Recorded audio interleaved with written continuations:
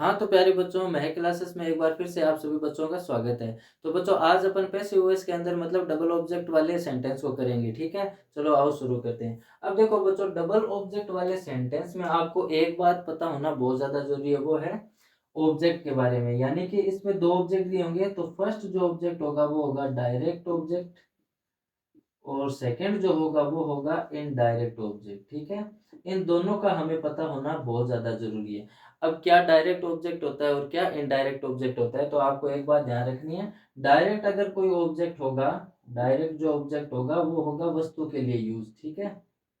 और जो इनडायरेक्ट जो मतलब ऑब्जेक्ट होता है वो होता है लिविंग पर्सन्स के लिए, ठीक है? लिविंग पर्सन्स के लिए। बस ये एक बात आपको ध्यान रखनी है, ठीक है? कि जो डायरेक्ट ऑब्जेक्ट होता है वो वस्तु के लिए यूज होता है और जो इनडायरेक्ट ऑब्जेक्ट होता है वो होता है लिविंग पर्सन्स के लिए, ठीक है? जैसे पहला एग्जांपल देखो, he gave me a book.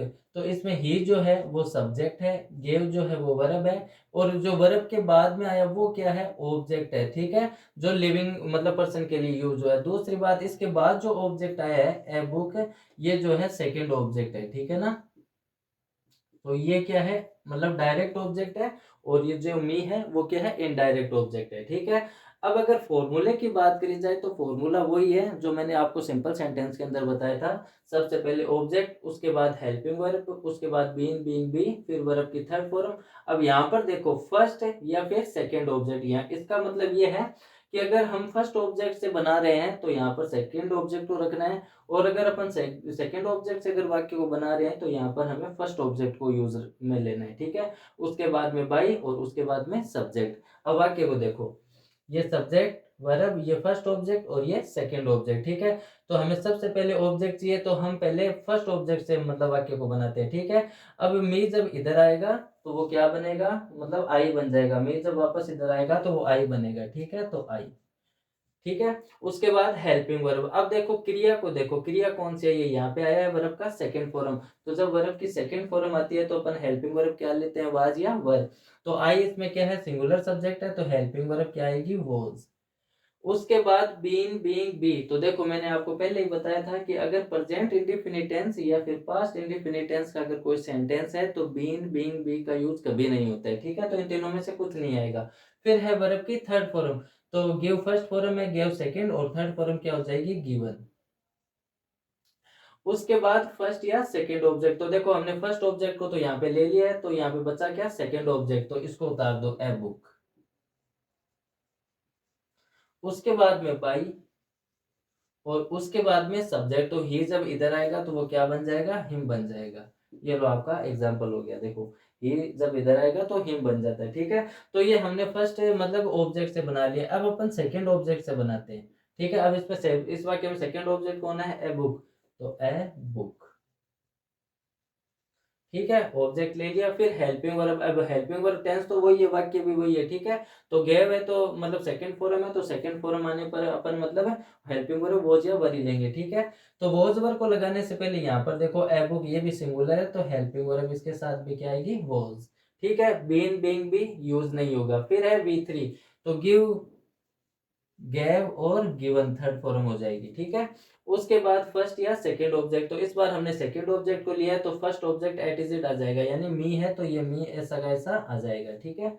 उसके बाद में बाई और उसके बाद में सब्जेक्ट। तो जब ये ही इधर आएगा तो वो क्या बन जाएगा, हिम बन जाएगा। ये लो आपका फर्स्ट एग्जाम्पल हो गया, ठीक है? अब देखते हैं अपन सेकेंड एग्जाम्पल को। तो सेकेंड एग्जाम्पल में देखो, ये सब्जेक्ट, ये हेल्पिंग वर्ब, ये वर्ब, ये फर्स्ट ऑब्जेक्ट और ये क्या है, सेकंड ऑब्जेक्ट है, ठीक है?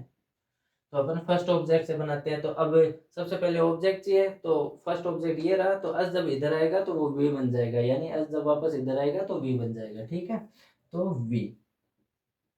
अब देखो हेल्पिंग वर्ब क्या है, ये इसमें इज आर एम। और जब इज आर एम आता है तो हम इज आर एम ही लेते हैं और साथ में किसका यूज करते हैं, बीइंग का, ठीक है? तो वी देखो प्लूरल सब्जेक्ट है, इसलिए हेल्पिंग वर्ब क्या आएगी, आर। और मैंने बताया कि मतलब एक्टिव के अंदर इज आर एम जब आ रहा है तो अपन हेल्प ये सॉरी साथ में क्या लगाएंगे, बीइंग। तो ये आ जाएगा बीइंग। उसके बाद में B3। तो अब यहाँ पे देखो गिविंग यानी गिव, इसमें फॉर्म है, ठीक है ना, वर्ब है, तो इसकी थर्ड फॉर्म क्या हो जाएगी, गिवन। उसके बाद में फर्स्ट या सेकंड ऑब्जेक्ट, तो फर्स्ट ऑब्जेक्ट हमने ले लिया, तो इस बार हम यहाँ पर सेकंड ऑब्जेक्ट को रखेंगे, तो ए न्यू चांस। उसके बाद हमें बाई लगाना है और उसके बाद सब्जेक्ट, तो यू जब इधर आएगा तो यू तो यू में ही रहता है, ठीक है, यू में ही रहता है, ठीक है। अब सेकंड मतलब ऑब्जेक्ट से बनाते हैं, फर्स्ट ऑब्जेक्ट हमने बना लिया, अब सेकंड ऑब्जेक्ट क्या है, ए न्यू चांस,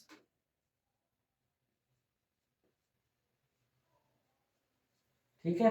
हमें हेल्पिंग वर्ब लेनी है, तो helping verb is are am आ रही है, तो इज आर एम ही लेना है, तो ए न्यू चांस सिंगुलर है, तो इसके साथ हेल्पिंग वर्ब क्या आ जाएगी, इज आ जाएगी, ठीक है। ऑब्जेक्ट आ गया, हेल्पिंग वर्ब आ गई, अब बीइंग बीइंग बी, तो इज आर एम के साथ अपन क्या लगाएंगे, बीइंग। उसके बाद में बी थ्री, तो गिवन ही आएगा थर्ड फॉर्म, ठीक है, क्योंकि मतलब इसमें क्रिया क्या है, गिविंग, तो गिव फर्स्ट फॉर्म है, सेकंड गिव और थर्ड फॉर्म क्या हो जाएगी, गिवन। उसके बाद में फर्स्ट या सेकंड ऑब्जेक्ट, तो इस बार हमने फर्स्ट सेकंड ऑब्जेक्ट को लिया है, तो मतलब फर्स्ट ऑब्जेक्ट एटीसीड आ जाएगा। उसके बाद में बाई और उसके बाद सब्जेक्ट, तो यू जब इधर आएगा तो यू का यू ही लगेगा। ये लो आपका सेकंड एग्जांपल भी हो गया, ठीक है। अब देखते हैं थर्ड एग्जांपल को, तो द बॉस, इसमें सब्जेक्ट, ये हेल्पिंग वर्ब, ये इसमें वर्ब, ये फर्स्ट ऑब्जेक्ट और एकार ये क्या है, सेकंड ऑब्जेक्ट है, ठीक है। तो फर्स्ट ऑब्जेक्ट को इधर लाते हैं, तो हिम जब इधर आएगा तो ही बनेगा, ठीक है, हिम जब वापस आएगा तो ही बन जाएगा, ठीक है, तो ही। उसके बाद हमें चाहिए हेल्पिंग वर्ब, तो हेल्पिंग वर्ब देखो क्या आ रही है, हैज या हैव आ रही है, तो ही इसमें क्या सिंगुलर रहता है, तो ये हेल्पिंग वर्ब ले जाइए। अगर ये प्लूरल होता तो हम हेल्पिंग वर्ब क्या लेते, हैव लेते, ठीक है। तो ऑब्जेक्ट ले लिया, फिर हेल्पिंग वर्ब, फिर बीन बीइंग बी, तो देखो हैज या हैव आता है, तो साथ में क्या लगता है, बीन, तो इन तीनों में से क्या लग जाएगा, बीन।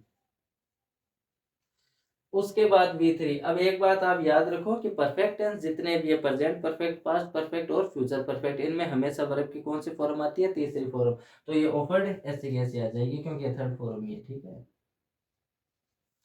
उसके बाद फर्स्ट या सेकंड ऑब्जेक्ट, तो फर्स्ट ऑब्जेक्ट को हमने यूज ले लिया, तो सेकंड ऑब्जेक्ट ये रहा, तो ए कार, ठीक है। उसके बाद में बाई और फिर है सब्जेक्ट, तो द बॉस, तो ये नाम है, ये चेंज नहीं होगा, तो ऐसा कैसा आ जाएगा, ये लो बन गया, ठीक है। अब इसका सेकंड पार्ट भी कर लेते हैं, यानी सेकंड ऑब्जेक्ट से भी बना लेते हैं। अब सेकंड ऑब्जेक्ट इस वाक्य में क्या है, ए कार, तो ए कार, ये ऑब्जेक्ट हो गया। फिर हेल्पिंग वर्ब, हैज हैव आ रहा है, तो हैज हैव लेंगे, तो ए कार इसमें सिंगुलर है, तो ये हेल्पिंग वर्ब आएगी हैज। फिर बीन बीइंग बी, तो हैज के साथ क्या लगेगा, बीन। फिर आएगी बी थ्री, तो ये वर्ब आ जाएगी, क्योंकि इसमें वर्ब की थर्ड फॉर्म ही दी हुई है, ऑफर्ड। फिर फर्स्ट या सेकंड ऑब्जेक्ट, अब इस बार हमने सेकंड ऑब्जेक्ट लिया, तो फर्स्ट ऑब्जेक्ट ऐसा कैसा आ जाएगा, हिम। फिर बाई और उसके बाद सब्जेक्ट होता है बॉस, इधर आ जाएगा। अब ये नाम है तो चेंज नहीं होगा, ठीक है। ये लो आपका थर्ड एग्जाम्पल भी हो गया। अब देखते हैं फोर्थ एग्जाम्पल को, तो ये है सब्जेक्ट, ये है वर्ब, ये फर्स्ट ऑब्जेक्ट और ये सेकंड ऑब्जेक्ट, ठीक है। अब सूत्र के अकॉर्डिंग चलो, सबसे पहले ऑब्जेक्ट चाहिए, तो अपन फर्स्ट ऑब्जेक्ट को लेते हैं, तो अस जब इधर आएगा तो क्या बनेगा, वी बनेगा, ठीक है, तो वी। उसके बाद हेल्पिंग वर्ब, अब इसमें हेल्पिंग वर्ब दी नहीं है, तो इससे अपन कैसे पता लगाएंगे, वर्ब से पता लगाएंगे, तो वर्ब का पहला रूप आ रहा है, उसमें एस या ई एस लगा हुआ है, ठीक है। तो हेल्पिंग वर्ब क्या आएगी, इज आर एम आएगी, तो इज आर एम में से एक हेल्पिंग वर्ब लेनी है, तो यहाँ पे सब्जेक्ट को देखो, वी क्या है, प्लूरल सब्जेक्ट, तो हेल्पिंग वर्ब क्या आ जाएगी, आर। फिर चाहिए बीइंग बीइंग बी, तो मैंने अभी थोड़ी देर पहले ही बताया, इस टेंस का यानी कि प्रेजेंट इंडेफिनिट और पास्ट इंडेफिनिट टेंस का अगर कोई भी सेंटेंस हो, तो बीइंग बीइंग बी में से कुछ नहीं आता है, ठीक है, तो इन तीनों में से कुछ नहीं आएगा। फिर आएगी बी थ्री, अब टीचर्स की थर्ड फॉर्म क्या होती है, टोट, तो टोट।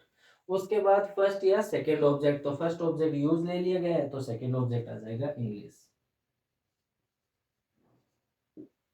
उसके बाद में बाई और उसके बाद में क्या आएगा, सब्जेक्ट, तो दैट टीचर एक नाम है, तो चेंज नहीं होगा, तो ऐसा कैसा आ जाएगा, ये लो, ठीक है। सेकंड ऑब्जेक्ट से बनाते हैं। अब सेकंड ऑब्जेक्ट इसमें क्या है, इंग्लिश, इंग्लिश, ठीक है। टेंस वही है, वाक्य वही है, तो helping verb is are am में आएगी, तो इस बार सब्जेक्ट चेंज हो गया है, मतलब, ठीक है ना। अब ऑब्जेक्ट की जगह इंग्लिश आया, तो ये सब्जेक्ट का काम करेगा, तो ये सिंगुलर है, तो हेल्पिंग वर्ब क्या लगेगी, इज लगेगी, प्लूरल होती तो आर, और अगर यहाँ पे सब्जेक्ट के रूप में आई आता तो अपन हेल्पिंग वर्ब क्या लेते हैं, एम लेते हैं, ठीक है। तो English is, been being be में से कुछ नहीं आएगा, फिर आएगी V3, तो ये टोट आ जाएगी, ठीक है। टीच की थर्ड फॉर्म क्या होती है, टोट। उसके बाद फर्स्ट या सेकंड ऑब्जेक्ट, अब देखो इस बार अपन मतलब सेकंड ऑब्जेक्ट से बना रहे हैं, तो फर्स्ट ऑब्जेक्ट ऐसा कैसा, अस, उसके बाद में बाई, और उसके बाद में सब्जेक्ट है, तो द टीचर जब इधर आएगा तो बदलेगा नहीं, नाम है।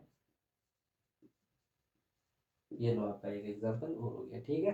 अब अपन लास्ट एग्जांपल को देखते हैं। अब इसमें देखो, ये सब्जेक्ट, ये हेल्पिंग वर्ब, ये वर्ब, ये फर्स्ट ऑब्जेक्ट, और ये सेकंड ऑब्जेक्ट, ठीक है। अब हमें ऑब्जेक्ट चाहिए, तो अपन फर्स्ट ऑब्जेक्ट को लेते हैं यू, तो यू को चाहे इधर ले आओ चाहे उधर ले जाओ, यू यू में रहते हैं, ठीक है। तो यू, उसके बाद हेल्पिंग वर्ब, तो हेल्पिंग वर्ब देखो क्या आ रही है, विल या सेल, तो जब विल या सेल आए तो विल या सेल ही लेते हैं, ठीक है। तो यू के साथ क्या आएगी, हेल्पिंग वर्ब विल। उसके बाद बीइंग बीइंग बी, तो विल या सेल के साथ क्या यूज होता है, बी का यूज होता है, ठीक है, तो बी आ जाएगा। उसके बाद में V3, अब इसमें क्रिया देखो कौन है, सेंड, ये है ना, तो इसकी थर्ड फॉर्म क्या हो जाएगी, सेंड। उसके बाद फर्स्ट या सेकंड ऑब्जेक्ट, तो फर्स्ट ऑब्जेक्ट यूज हो चुका है, तो बचा क्या, सेकंड ऑब्जेक्ट, इसको उतार दो, द फैक्ट्स।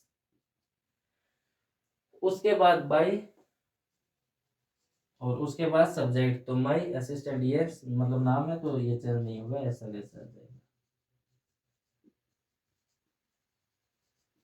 ठीक है। ये सिंपल सेंटेंस है, तो यहाँ पे पॉइंट आएगा, ठीक है, ये पॉइंट, ये लो वाक्य बन गया। अब सेकंड ऑब्जेक्ट से और बना लेते हैं। तो सेकंड ऑब्जेक्ट इसमें क्या, द फैक्ट्स,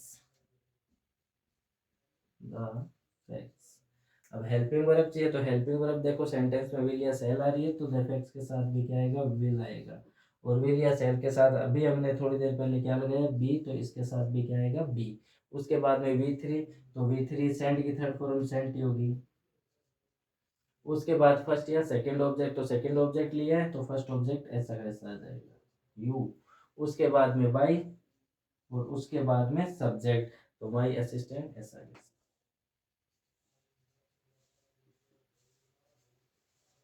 और लास्ट में क्या जाएगा, कौन। तो बच्चों ज्यादा कोई हार्ड टॉपिक नहीं है, ठीक है। बस एक छोटी सी चीज याद रखनी है कि जो मतलब ये जो इनडायरेक्ट ऑब्जेक्ट जब भी आए ना, तो इसमें ध्यान देना है कि ये जब इधर आता है तो वो चेंज हो जाता है, ठीक है ना। जैसे आई है तो वो मी बन जाता है, मी है तो वापस वो क्या बन जाता है, आई बन जाता है, बस इतना सही है। और जब अगर आप सेकंड ऑब्जेक्ट से बना रहे हो, तो फर्स्ट ऑब्जेक्ट ऐसा कैसा, और अगर आप वाक्य को फर्स्ट ऑब्जेक्ट से बना रहे हो, तो जब वो इधर आ जाएगा तो वो थोड़ा वो बदल जाता है, ठीक है, प्रोनाउंस, ये ध्यान रखना। और बाकी बस वैसा का वैसा है, और कुछ हार्ड नहीं है। और ज्यादा बेटर आपका फर्स्ट जो ऑब्जेक्ट होता है उसी से रहेगा, ठीक है। तो आप फर्स्ट ऑब्जेक्ट से ही बनाना, और बाकी आपकी इच्छा है, आप सेकंड से भी बना सकते हो, आपको जो इजी लगे आप वैसे बना सकते हो, ठीक है।